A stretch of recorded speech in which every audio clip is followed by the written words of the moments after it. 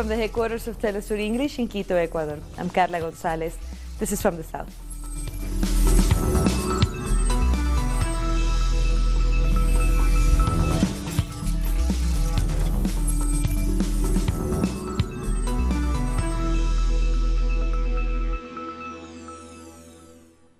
We start in Venezuela, where authorities have condemned an arson attack in the Orinoco Petroleum belt. Oil Minister Manuel Quevedo described the event as an attempt to destabilize the country. This station guarantees the exportation of Venezuelan oil. With these sales, Venezuela buys food and medicines. This is an attack against our people. They want to create a situation in which PDVSA has no profits. Since early in the morning, all workers have helped to extinguish the fire. We are already working very quickly to fix this. We thanked the workers. The Venezuelan right wing has no political proposals, so it's trying to use violence guided by the U.S. Venezuela's President Nicolás Maduro has participated in a graduation ceremony for international community doctors. The 128 medicine students brings the total number of graduates from the program to nearly 1,500 in the last 6 years. Maduro says he is committed to expanding the capacity to receive students from around the world so that more people can study in Venezuela to become doctors. It's the true socialism, Bolivarian and Christian. It's the real humanist socialism. This is the real humanitarian aid. It's not humanitarian aid. It's solidarity as an expression of love between peoples. Donald Trump. This is the real aid to help people to graduate doctors, thousands and thousands from one year to the next, so that they can bestow health, so they can take health to the people of the world. Mr. Imperator, Donald Trump. Meanwhile, people in Venezuela continue to reject foreign aggressions with the campaign Hands Off Venezuela. A group of citizens gather in Caracas' Plaza Bolívar to sign for peace in Venezuela. They say they are raising their voices against the U.S. intervention attempts. And the NGO Doctors of the World has warned against the geopolitical use of humanitarian aid. In a statement, the organization made a call for dialogue in the country to promote peace amid what the organization describes as a complex situation in Venezuela. Cuba's Foreign Minister Bruno Rodriguez also addressed this matter. In a press conference in Havana, Rodriguez said that the U.S. is preparing a military intervention under a humanitarian pretext. The government of the United States has fabricated an imperialist coup from Washington with a president who was constructed in the northern capital, which hasn't functioned internally. You can cite numerous U.S. sources, accredited media outlets, which will provide all the details on the manner in which the coup is articulated. They are, even now, brutal. The pressure that the U.S. government has put against other countries, trying to force the recognition of a supposed self-proclaimed president who was named by Washington, or the call for new elections in the Bolivarian Republic of Venezuela, annulling the ones which were legitimately and constitutionally held. And a member of the Podemos party in Spain has demanded the government to explain its position if a military intervention were to happen in Venezuela. He also called the government's support for the opposition lawmaker Juan Guaidó irresponsible. You should explain here in this chamber what are you going to do if a military intervention happens in Venezuela.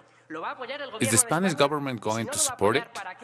And if not, why did the government throw their support behind a self-proclaimed president in the country which was not facing any real risk of an armed conflict?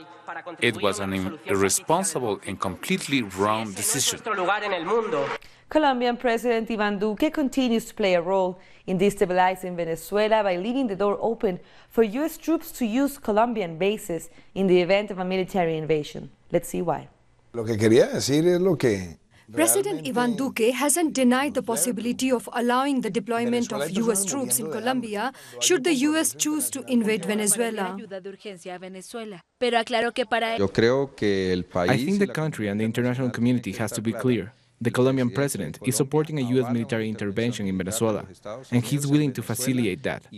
He's accountable to the people, and they don't have to stand for him, prioritizing his own interests over the Constitution. According to the secretary of the Colombian Communist Party, the government is unaware of the history that binds the two nations and their tradition of resolving conflict through dialogue. What they're doing is a provocation. The government wants to host a concert in support of humanitarian intervention.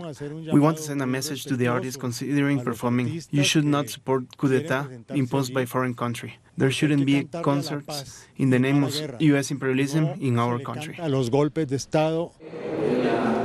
A debate on Venezuela is due to take place in Congress in the next few days. They are going to demand that the Foreign Affairs Minister confirms whether military planes on our bases. All this at a time when Colombia is facing its own issues, such as the killings of social leaders. We think the serious cases such as the killing of social leaders and human rights defenders that have claimed more than 480 lives are more important things for the president to worry about than the political situation of a foreign country. At the debate in Congress, the government is expected to justify its foreign policy in Venezuela.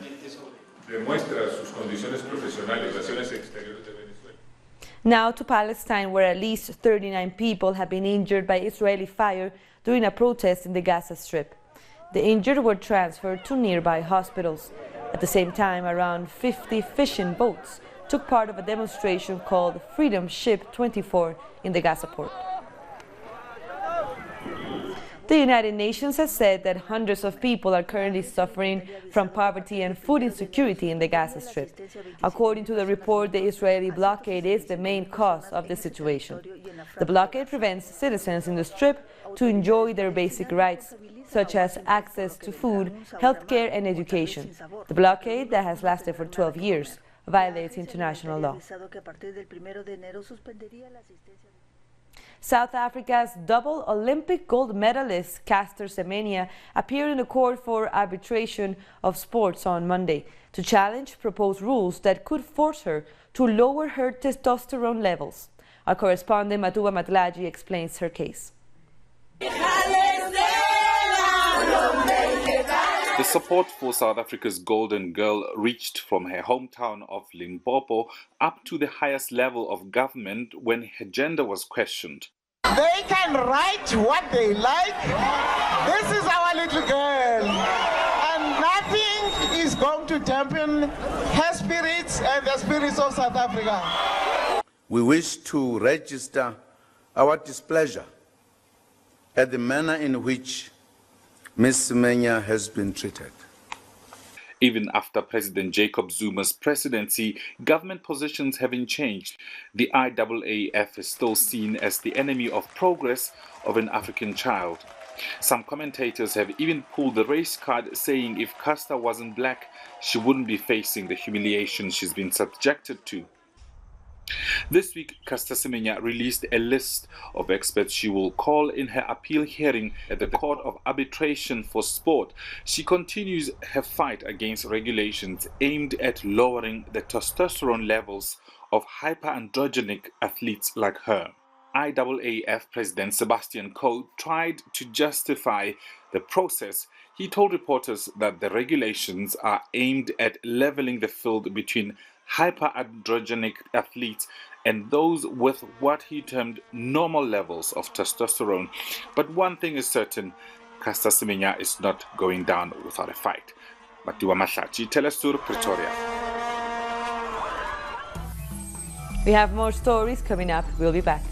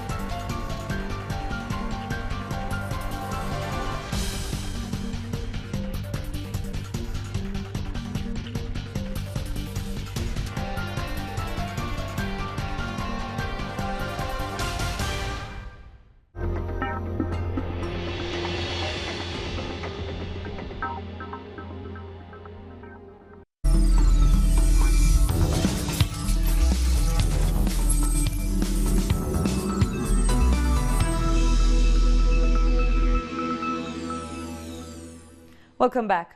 Hundreds of women in Argentina have gathered outside Congress to protest for abortion rights.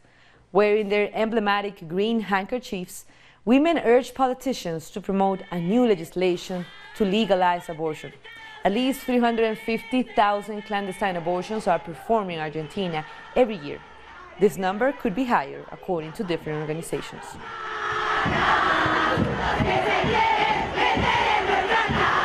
Whether illegal or legal, girls abort the same. Then we need a legalization. We need a containment on the part of the state because it really is a reality, and we are dying. They are killing us, and the state is responsible for all the deaths by unsafe abortion. And unfortunately, we have to be here because we are not taken into account.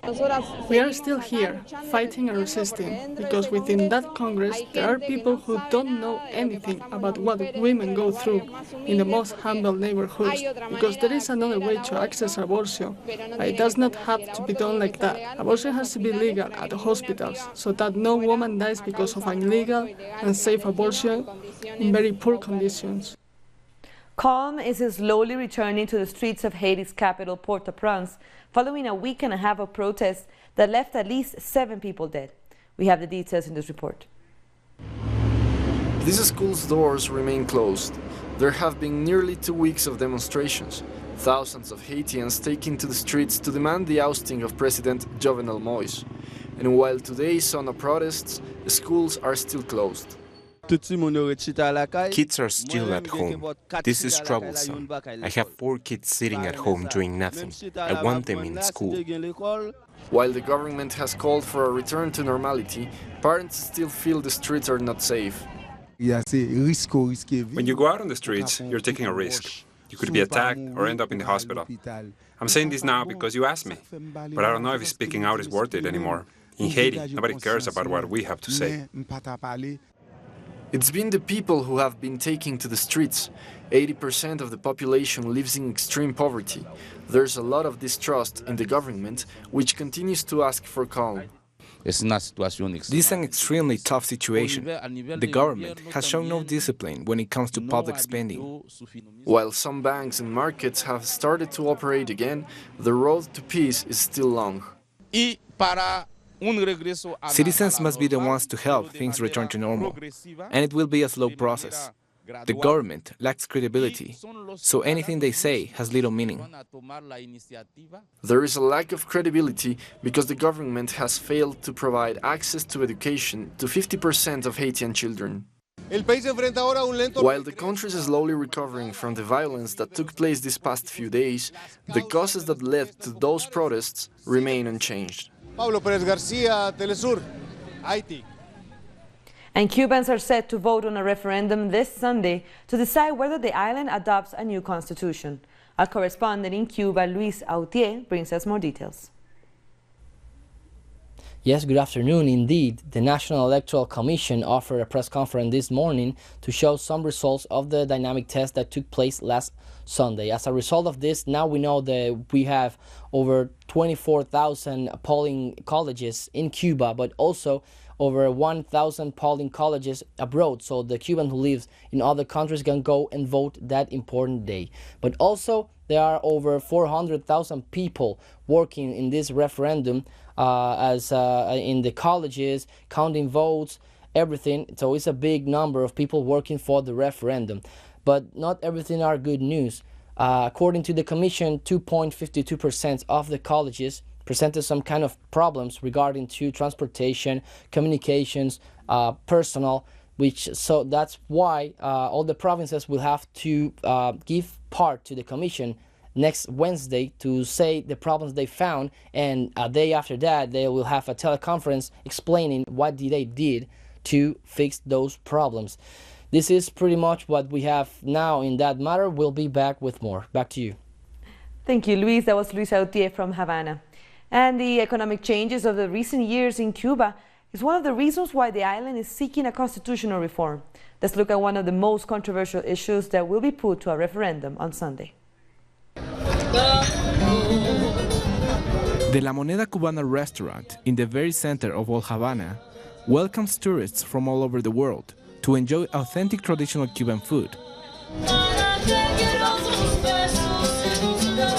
The Constitution, which has been up for debate, explicitly recognizes the existence of private property, of which businesses like this are an example. I think that it is important to recognize the private sector, but also public investment, because no one knows better what our country needs than its own citizens. I also think the productive forces must be liberated to reduce the prices of the raw material we need. They should also open up wholesale markets. Private businesses, like the Moneda restaurant, promote social projects like this one, where adolescents and young people who haven't been able to work or study attend workshops on cooking, brewing, and culture. The restaurants become places where they can learn and where they can work when they graduate. I think that it was achieved thanks to the joint efforts of the state and the private sector. I think the leaders of this country are working to create a more balanced and fair society. We mustn't divide different groups. We are all Cubans, and we must all work for a prosperous country. That's what this constitution is aiming for. For this economic researcher, one of the greatest achievements of this draft constitution is not to demonize private property. However, he thinks they need to work more on a balanced relation between the private and public sectors, so as not to lose the focus on people's welfare. Cuban socialism started with the state managing the economy, and that didn't work for smaller businesses like barbers or carpenters. That's why I think that we must innovate with these links between private and public sectors. Of course, the end result must be more well to benefit everyone. The recognition of private property in the new constitution has triggered a huge debate among Cubans. For example, on how to control the accumulation of property. For many people, the most important thing is not to give up on building socialism, while understanding that to distribute wealth, it must first be created.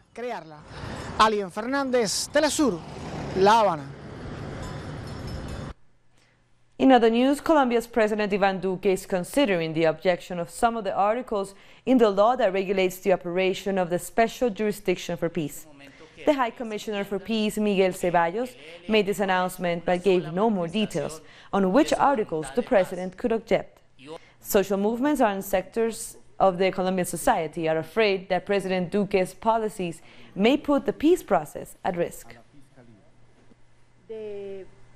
In Brazil, lawmakers will head to Congress on Wednesday to debate the pension reform plan proposed by President Jair Bolsonaro. Bolsonaro seeks to set the minimum retirement age at 62 for women and 65 for men. As it stands, retirement age is determined by the number of years one works and contributes to the pension system. For example, if people have made pension contributions for at least 35 years, they can retire at any age. Workers are opposed to changes to this existing plan. They want men to retire at 65 and women at 62, when in the Congress, deputies retire after only 2 mandates. That's after 8 years. So it's us, the people, that are paying. I have already worked 30 years, but I haven't reached the minimum age the government is planning. I'm going to try and retire now because I fear that with this reform, I'll have to work for at least 12 more years. One of Mexico's most prominent journalists lost almost everything after reporting on the misuse of funds that linked former President Enrique Peña Nieto to a multi-million-dollar mansion. Let's look at her case and how the state of freedom of speech is now. Buenos días a México, buenos días a quienes están aquí. 4 months ago, journalist Carmen Aristegui was allowed to return to commercial radio following a ban. She was censored by the state for exposing former President Enrique Peña Nieto's multi-million-dollar home. My investigation and other circumstances related to my work led to censorship. I reported on the former president owning a multi-million-dollar property that wasn't under his name. It was under the name of a real estate agency owned by a contractor who had worked with Peña Nieto when he was a governor and made a fortune. Aristegui fought numerous legal battles for almost 4 years. I have been a victim of the law. There are still a number of cases against me, but I'm fighting such arbitrary actions. The Supreme Court of Justice ruled Aristegui's dismissal as illegal. After firing her, the MBS radio group received an increase of 130% in government subsidies. The radio group received 6 billion pesos. Respected journalists have questioned the use of public funds to silence Aristegui. Carmen has always placed ethics first, and it almost cost her everything. If a well-known journalist, who is so respected for being credible, can be suspended for doing her job, what can the rest of us expect? In the meantime, the case of MVS against Aristegui will become a landmark case against state censorship in a country where public funds have been used to influence editorial policies, and where being a journalist is becoming increasingly dangerous.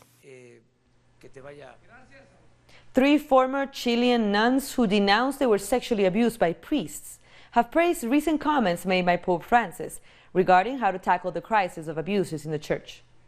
The statement the Holy Father made is a sign, like relief. Now the Church has properly recognized the abuse of nuns, and the Pope has dared to broach this issue, that abuse against nuns exists, no matter the nature, whether it is sexual abuse, power, psychological, by priests or bishops and their superiors. We're taking one last break, but stay with us.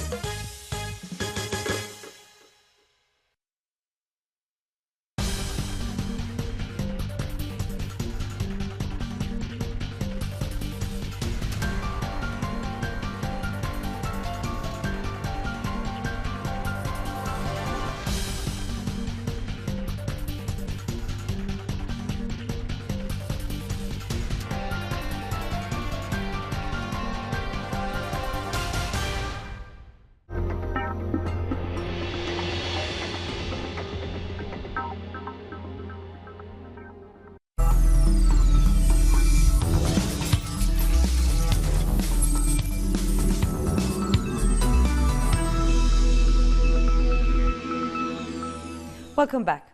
The president of Senegal, Macky Sall, has held a rally in Dakar ahead of this Sunday's presidential elections. Among Sall's proposals, there is the creation of new jobs through development programs. The current president is running for a second term. 1 million d'emplois à travers le programme Habitat. 1 million jobs through the housing program, through the Green Plan for an Emerging Senegal program, through modernization of agriculture, through various programs, enterprises for women and for the youth. Iraqi authorities are monitoring the Syrian border amid concerns that remaining Islamic State fighters may try to move into Iraq. Some officials believe the group's leader, Abu Bakr al-Baghdadi, may be hiding in the country. Iraq is concerned because most of the remaining fighters in Syria are Iraqis, and we are concerned that they could try and infiltrate the border, but we could say that Daesh has received a heavy blow at the Iraqi-Syrian border. But wounds are still open for the Yazidi people in the northern Iraq. The Islamic State group brought destruction to their villages, killed men, and kidnapped women and girls to force them to be sexual slaves.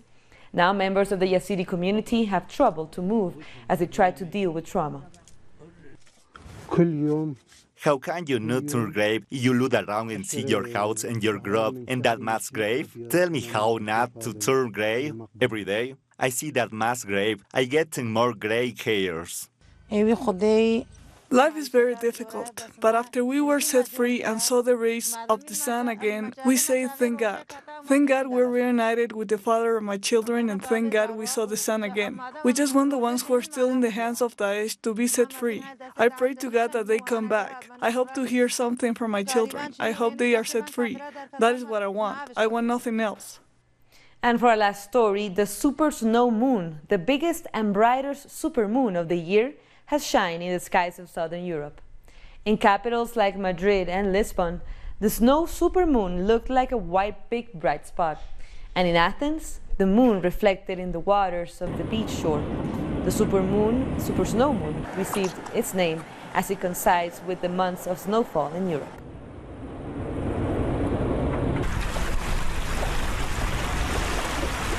With that, we come to the end of this news brief, but you can find these and more stories on our website, telesurenglish.net. For our viewers in Africa, we are on StarSat channel 461 in South Africa and 539 in Nigeria, and we're on social media as well.